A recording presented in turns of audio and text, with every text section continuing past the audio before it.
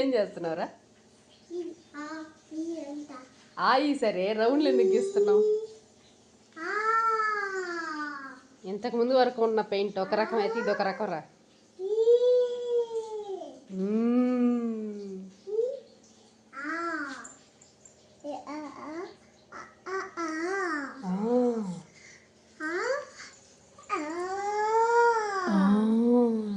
Hi చెప్పు.